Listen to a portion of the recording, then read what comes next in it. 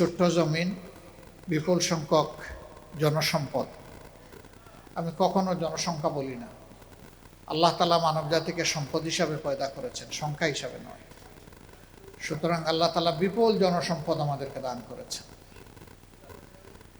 সত্যিকার অর্থে একজন মানব সন্তানকে যদি সম্পদে পরিণত করতে হয়, তাহলে দুইটা জিনিস তার লাগবেই। নাম্বার ওয়ান হচ্ছে তার সুস্বাস্থ্য বা সুচিকিৎসা।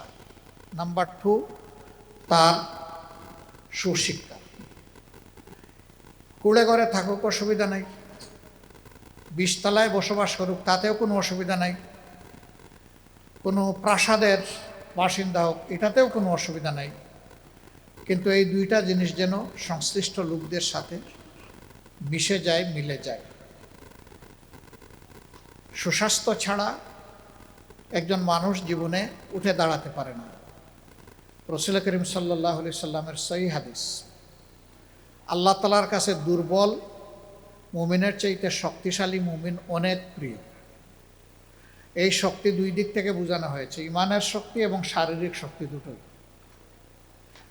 আপনার ইমানের শক্তি আছে কিন্তু শারীরিক শক্তি নেই, আপনি বড় কোনো সামাজিক কাজ করতে পারবেন না, মানুষের বড় কোনো উপকারে আপনি আসবেন না, এমনকি নিজের উপকারও অনেক সময় নিজে সাধন করতে পারবেন না। এই জন্য সুস্থতা আল্লাহর অনেক বড় নিয়ামত। তাই বলা হয়েছে 5টি জিনিসের আগে 5টি জিনিসকে প্রাধান্য দাও। এর মাঝে একটা হচ্ছে অসুস্থ হওয়ার আগে সুস্থতার প্রাধান্য দাও। সেই মানুষকে আল্লাহ তাআলা পয়দা করেছেন, আর সুস্থ রাখার জন্য আমরা চেষ্টা করি গোটা চিকিৎসা চেইন। এটা আপনাদের থেকে শুরু হয়ে রাষ্ট্রের সর্বোচ্চ চিকিৎসা ব্যবস্থা পর্যন্ত এটা পৌঁছায়। এখানে ডাক্তার আছেন, টেকনোক্রেটস আছেন, টেকনিশিয়ান আছেন, নার্সরা আছেন, অ্যাসিস্ট্যান্ট যারা মেডিকেল পার্সন তারা আছেন, আমাদের ওয়ার্ড বয়রা আছে, আমাদের ওয়ার্ড বয়দের পাশাপাশি যাদেরকে আয়া বলা হয় তারা আছে, ক্লিনাররা আছে। এই একটা চেইন। আর একটা চেইন হচ্ছে যে ওটার লজিস্টিক যারা সাপ্লাই দেবে, সেই লজিস্টিক সাপ্লাইয়ের বড় এভিনিউটা হচ্ছে ঔষধ। ঔষধের এই বিশাল ফিল্ড। আলহামদুলিল্লাহ, এক সময় বাংলাদেশের ঔষধ শিল্প নির্ভরশীল ছিল বিদেশি কোম্পানির উপর। এখন তা অনেকটাই আমরা স্বনির্ভরতা শুধু অর্জন করি নাই, দুনিয়ার 38টি দেশে বাংলাদেশ থেকে এখন ঔষধ রপ্তানি হয় এবং রপ্তানি খাতে বিশেষ উল্লেখযোগ্য অবদান রেখে যাচ্ছে ঔষধ। আমার আগে যারা বক্তব্য রেখেছেন ভেরি প্রিসাইজলি পিন পয়েন্ট, তারা একেবারে যথাযথ জায়গায় অঙ্গুলি নির্দেশ করে তারা কথা বলেছেন। একটা সমাজে সুস্থ মানুষের সুস্থ বিকাশের জন্য পারস্পরিক সহযোগিতা লাগবে। এখানে চিকিৎসার সাথে জড়িত নন এমন লোকদেরও সহযোগিতা লাগবে। এই জন্য মানুষের দুইটা স্বাস্থ্য থাকে, একটা হচ্ছে ফিজিক্যাল হেলথ আর একটা হচ্ছে মেন্টাল হেলথ। ফিজিক্যাল হেলথটা অ্যাবসলিউটলি আমরা যারা চিকিৎসা ব্যবস্থাপনার সাথে জড়িত তাদের সাথে সম্পর্কিত, কিন্তু মেন্টাল হেলথের সাথে দেশের সরকার থেকে শুরু করে একেবারে সাধারণ নাগরিক পর্যন্ত সবাই জড়িত। একবারে গ্রামের কিছু মানুষ তারা একজন মানুষকে বোকা বানানোর জন্য সিদ্ধান্ত নিল। তারা বসে বলল 10-12 জন যে ওর সাথে দেখা এলে বলবা যে তোমার শরীরটা এত দুর্বল দুর্বল লাগতেছে, মুখটা এত মলিন, কপালে এত ভাঁজ, তোমাকে তো আগে এরকম দেখিনি। তো প্রথম যে বলছে এটাকে সে পাত্তা দেয়নি, যে বোধহয় আমার সাথে তামসা করতেছে। 2 নম্বর জন যখন বলছে তখন একটু চিন্তায় পড়ছে, ও যা বললো এ দেখি তাই বলি। এইভাবে আরও অনেকে যখন বলল তখন লোকটা ভীষণ চিন্তায় পড়ে গেল। দৌড়ে আয়নার সামনে গিয়ে দেখে না, আমি তো যেমন ছিলাম তেমনই আছি। ওখান থেকে বের হয়ে গিয়ে আরেকজনের সাথে দেখা, সেও একই কথা বলে। তখন সে কনফিউশনে পড়ে গেল, যে চোখটা দিয়ে আমি আমার চেহারা দেখছি এই চোখটা ঠিক আছে তো? এখন নিজের চোখকে অবিশ্বাস করা শুরু করল। এই যে দেখেন মেন্টাল হেলথের উপরে কত বড় আঘাত। এই মানুষগুলা যারা তাকে কমফর্ট দেওয়ার কথা তারা তাকে ডিসকমফর্ট প্রোভাইড করলো। তো এই জন্যে সমাজের প্রত্যেকটা মানুষের এইখানে দায়বোধ সম্পন্ন দায়িত্ব পালন যখন করে তখন একটা সমাজকে সামনের দিকে এগিয়ে নেওয়া যায়, সমাজ সুস্থ হয়, সুন্দর হয়, ভালো হয়। এখানে আমাদের ইকবাল ভাই কিছু নৈতিকতার ব্যাপারে তিনি দৃষ্টি আকর্ষণ করেছেন। তিনি বলেছেন যে ঔষধ আপনি খাবেন না এটা অন্যের কাছে বিক্রি করবেন না। তিনি বলেছেন ডিসকাউন্ট দেন ভালো কথা, কিন্তু মন্দ ঔষধের ডিসকাউন্ট দিয়ে ওইটার ব্যবসায়ী আপনি হইয়েন না। আপনি ভালো ঔষধটা প্রমোট করেন, যার যেমন তৌফিক আছে। হ্যাঁ, এরপরে যদি কাউকে আপনি হেল্প করতে চান, আপনি সেটাকে সাদাকার নিয়তে করেন, আল্লাহ আপনারটা অন্যদিকে পোষায় দেবে। আপনারা তো এত নিচ থেকে এত ফেয়ার চিন্তা করতেছেন, কিন্তু যারা আমরা চিকিৎসক হয়েছি, যাদের হাতে কলম, যাদের প্রেসক্রিপশনে আপনার ফার্মেসি থেকে ঔষধ ডিসপেন্স হবে, তাদের ক্ষেত্রেই তো এলোমেলো হয়ে বসে আছে। ওখানে মেডিসিন কোম্পানিগুলো গিয়ে আগে হাজির, আপনাদেরকে প্রফিট মার্জিন দিবে কেমনে? প্রফিট তো অন্য জায়গায় বড় পেটের ভিতরে ঢুকে যাচ্ছে।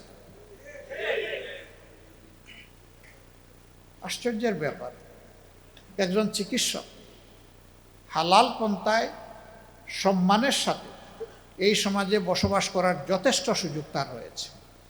এইটা অন্য পেশা এত নাই। তারপরে ভাই তোমার সবর নাই কেন? বোন তোমার সবর নাই কেন?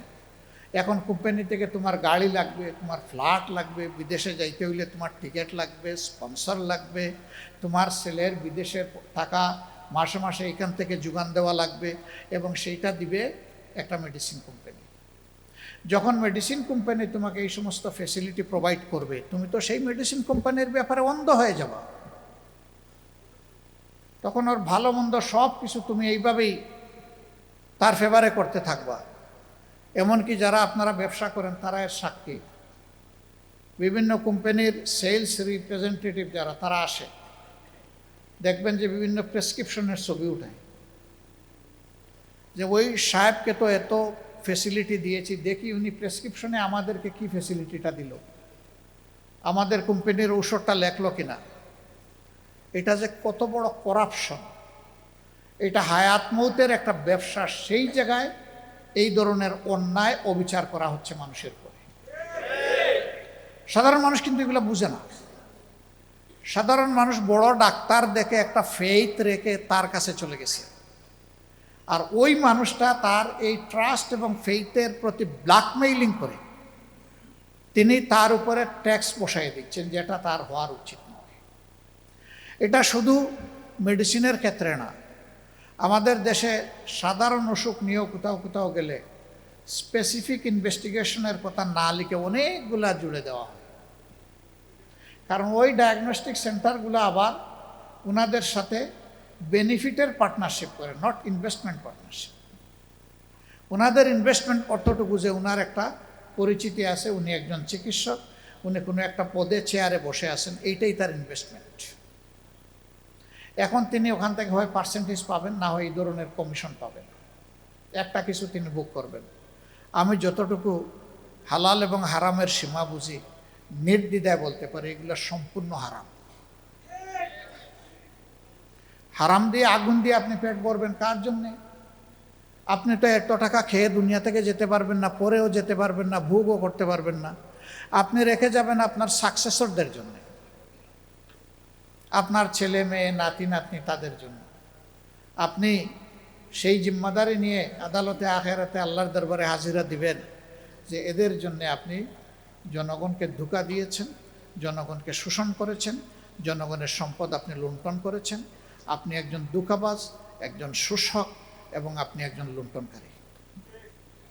হাসরের দিনে এইটাই হবে আপনার পরিচয়। তখন আপনার স্ত্রী, পুত্র, কন্যা, নাতি নাতনি কেউ গিয়ে আপনার হয়ে দাঁড়ায় বলবে না, হে আল্লাহ তার শাস্তি দিও না, কারণ সে আমাদের জন্য এগুলা করেছে। একজনও এটা বলবে। ফামান ইয়ামাল মিসকালা যাররাতিন খাইরান ইয়ারা ওয়া মান ইয়ামাল মিসকালা যাররাতিন শাররান ইয়ারা। অল্প পরিমাণও যদি কেউ ধোঁকা দিয়ে, কষ্ট দিয়ে, ক্ষতি করে দুনিয়া থেকে বিদায় নেয়, আল্লাহ বলছেন যে তার ফল তাকে অবশ্যই ভোগ করতে হবে। আবার এর আগে আল্লাহ বলেছেন না, সে যদি ক্ষুদ্রাতি ক্ষুদ্র পরিমাণ কোনো নেকামল, ভালো আমল, কল্যাণের কাজ করে, অবশ্যই আমি আল্লাহ খুশি হয়ে তার হাতে তার উপহার তুলে দেব। আল্লাহ দুইটাই দিয়েছেন, সুসংবাদও দিয়েছেন, আবার আল্লাহ ওয়ার্নিংও দিয়েছেন। এই কথাগুলোর যত চর্চা হবে আমাদের নিজেদের ব্রেইনে, তত বেশি আমরা পার্সোনালি লাভবান হব। এর দ্বারা অন্যরা সমাজও লাভবান হবে। এইভাবে ভালো কথার এবং ভালো আমলের চাষ একটা সমাজে যত বেশি হবে আমরা লাভবান হব। একজন দৃষ্টি আকর্ষণ করেছেন যে ঔষধ সমিতি শিল্পতেও সকলে হয়তো পরিচ্ছন্ন না, আবার সকলে খারাপও না, আবার ডাক্তারদের মধ্যে সকলে খারাপও না, আবার সকলে ভালোও না। আমরা দোয়া করি একজন মানুষও যদি খারাপ থাকে সেও যেন ভালো হয়ে যায়, তার ক্ষতি থেকে এই সমাজ যেন রক্ষা পায়। আর যত লোক ভালো হবে আমাদের কাছ থেকে কারো বাহাবা পাওয়ার দরকার নেই, সে আল্লাহ তাআলার কাছ থেকে বাহাবা পাবে ইনশাআল্লাহ।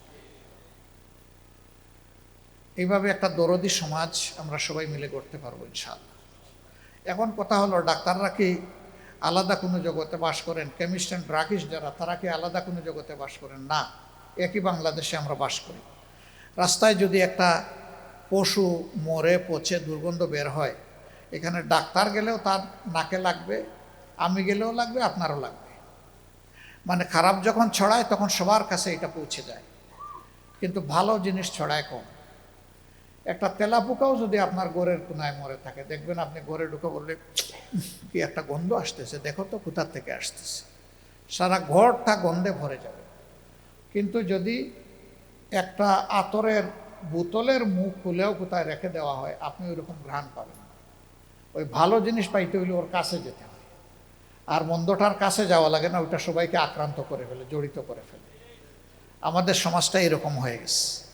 আমাদের ছোট্ট একটি ঘোষণা যে আমরা এই সমস্ত অব্যবস্থাপনার বিরুদ্ধে দাঁড়িয়েছি, দাঁড়িয়ে থাকবো, চলতে থাকবো, থামবো না ইনশাআল্লাহ, যতক্ষণ পর্যন্ত সমাজ থেকে এগুলা দূর না হবে। এখন যারা অপকর্মের সাথে অথবা অনিয়মের সাথে জড়িত, তারা আবার চিন্তিত হওয়ার কোনো কারণ নাই। তাদের জন্য সুসংবাদ, তারা অন্যায় পথে টাকা রুজি করে মানসিক যন্ত্রণায় ভোগেন। আল্লাহ তাআলা হালাল পথে যখন তাদের রুজির রাস্তা প্রশস্ত করে দিবেন, তখন মানসিক প্রশান্তিতে তারা থাকবেন ইনশাআল্লাহ। তারা সম্মান নিয়ে থাকবেন। রাষ্ট্রের বড় দায়িত্বে বসেও যদি একজন অন্যায় অপরাধ করে, ঘুষ খায়, দুর্নীতি করে, তার জীবনে কোনো শান্তি নাই, সম্মান নাই। এমনকি যদি সুপ্রিম কোর্টের অ্যাপিলেট ডিভিশনের বিচারপতি হন এবং তিনি তার বিবেকের বিপক্ষে কাজ করেন, তার শিক্ষার বিপক্ষে কাজ করেন, তারও কোনো শান্তি নাই। এই 5 তারিখের পরে আমরা এমন একজন বিচারপতিকে কলা পাতায় জঙ্গলের মধ্যে আবিষ্কার করে নাই জনগণ। কেন?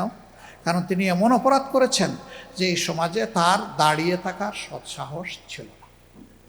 তাহলে আপনার ওই কর্ম দিয়ে, আপনার এই জৌলস দিয়ে, আপনার এই অর্থ দিয়ে কী লাভ হলো? কোনো লাভ তো হলো না।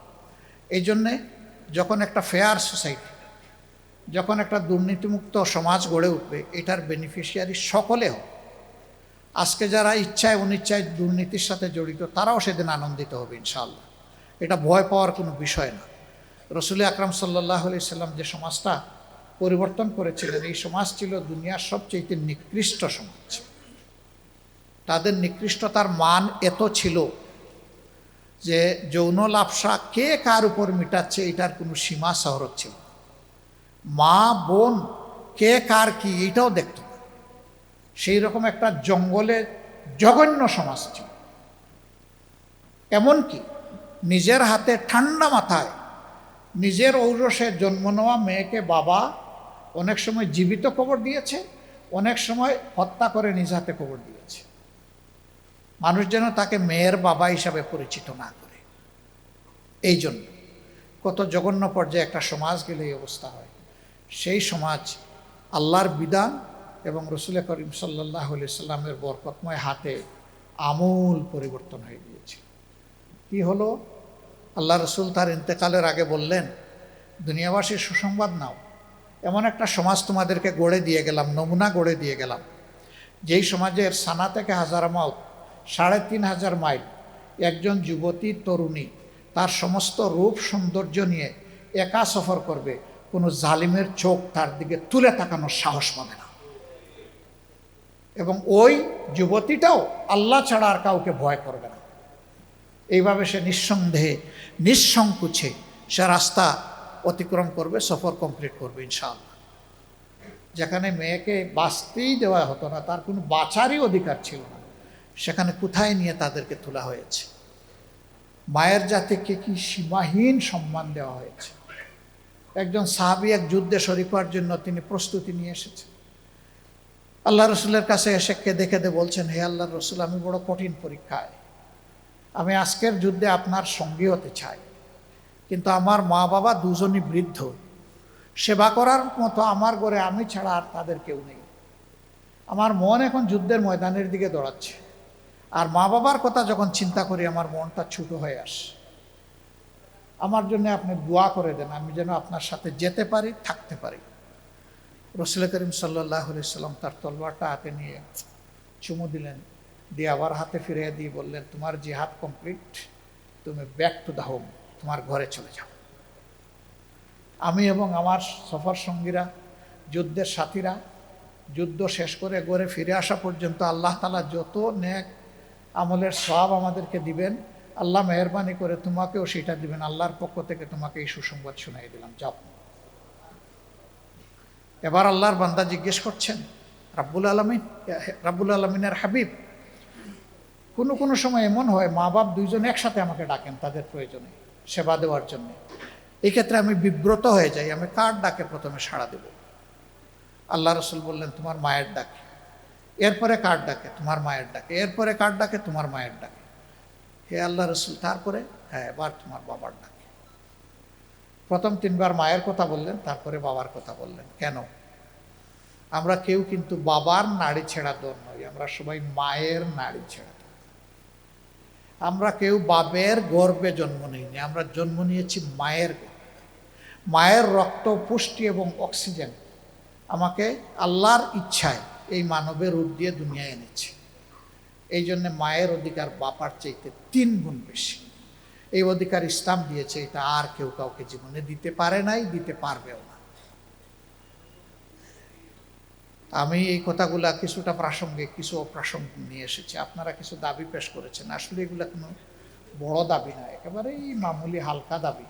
শুধু একটু সদিচ্ছার প্রয়োজন, শুধু একটু সৎ মানুষের হাতের ছোঁয়ার প্রয়োজন, শুধু সমাজকে নিয়ে দরদের সাথে একটু চিন্তা করার প্রয়োজন। আল্লাহ তাআলার কাছে এই তৌফিকটাই চাই, আল্লাহ যেন সদিচ্ছা, সৎ মানসিকতা এবং একটা ভালো পরিচ্ছন্ন হাত আমাদেরকে দান করেন। আমরা যেন নিজেকে দেখার আগে মানুষের প্রয়োজনটাকে দেখতে পারি, এই তৌফিক যেন আল্লাহ আমাদেরকে দান করেন ইনশাআল্লাহ। আমি কথা দিচ্ছি, শুধু আপনারা না, সমাজের বিভিন্ন শ্রেণী এবং পেশার যারা আছেন, আল্লাহ পাকের ইচ্ছায় এবং আপনাদের ভালোবাসায়, এদেশের জনগণের ভালোবাসায় এ দায়িত্ব যদি আমাদের উপরে আসে রাষ্ট্র পরিচালনার, আমরা গুরুত্বপূর্ণ কাজগুলোতে হাত দেওয়ার আগে অবশ্যই সংশ্লিষ্ট অংশীজনদের সাথে আগে বসবো, তাদের মুখ থেকে বাস্তবধর্মী কথাগুলো শুনবো, সেগুলাকে আমলে নিব, তারপরে অগ্রাধিকার ভিত্তিতে ইনশাআল্লাহ কোনটার পর কোনটা হবে সেটা আপনাদেরকে জানিয়েই করা হবে ইনশাআল্লাহ। জনগণকে অন্ধকারে রেখে আমরা কিছুই করব না। জনগণকে সাথে নিয়ে স্পষ্ট আলোয় এনে আমরা আল্লাহ তৌফিক দিলে এই সমাজটাকে পরিবর্তন করতে চাই, সাজাতে চাই। তবে আমাদের কথা, পচা সমাজ আর চলবে না, এ সমাজ বদলাতেই হবে। একটা বদল আমরা চাই, একটা পরিবর্তন আমরা চাই। সেই পরিবর্তনটা আল্লাহ যেন কল্যাণের দিকে, শান্তির দিকে, সম্মানের দিকে নিয়ে যান। বাংলাদেশ যেন মাথা উঁচু করে দাঁড়াতে পারে। আমরা যেন আমাদের যুব সমাজের প্রত্যাশা পূরণের হাতিয়ারে পরিণত হতে পারি। আর যুব সমাজের জন্য সুসংবাদ তৈরি হোক, আমাদের লড়াই তোমাদের হাতে এই সমাজ তুলে দেওয়ার জন্য। তোমরা প্রস্তুত হয়ে যাও এটাকে ধারণ করার জন্য। আমরা সেদিন তোমাদের জন্য দোয়া করব, খুশি হয়ে আল্লাহর দরবারে তোমাদের জন্য বরকতের দোয়া করব, এবং আমাদের যতটুকু সাধ্য থাকে সবটুকু দিয়ে তোমাদের হাতকে আমরা মজবুত করব ইনশাআল্লাহ। আল্লাহ তাআলা এমন একটি সমাজ সমবেতভাবে সকলে মিলে আমরা যাতে করতে পারি, যেই সমাজে ইনসাফ থাকবে, যেই সমাজ কুরআনী সমাধানের মাধ্যমে চলবে, যেই সমাজে মানুষ মানুষকে সম্মান করবে, ভালোবাসবে, এরকম একটা দরদি সমাজ, মানবিক সমাজ আল্লাহ যেন আমাদেরকে গড়ার তৌফিক দান করেন। আজকে আমাকে এখানে দাওয়াত দিয়ে আপনারা আপন ঘরে তারপরেও সম্মানিত করেছেন, আমি কৃতজ্ঞ। আপনাদেরকে অসংখ্য ধন্যবাদ এবং শুকরিয়া জানাই। আল্লাহ তাআলা এর বিনিময়ে দুনিয়ায় আপনাদের সম্মান এবং রিজেক দুইটাই বাড়িয়ে দিন, এবং আখেরাতে আল্লাহ তাআলা আপনাদের সাথে আমাকেও অপমান, অপদস্থতা থেকে রক্ষা করুন এবং জান্নাতের নিয়ামত দিয়ে আল্লাহ যেন আমাদেরকে খুশি করেন। সুবহানাকাল্লাহুম্মা ওয়া বিহামদিকা আশহাদু আল্লা ইলাহা ইল্লা আনতা আস্তাগফিরুকা ওয়া আতুবু ইলাইক। আসসালামু আলাইকুম ওয়া রাহমাতুল্লাহি ওয়া বারাকাতুহু।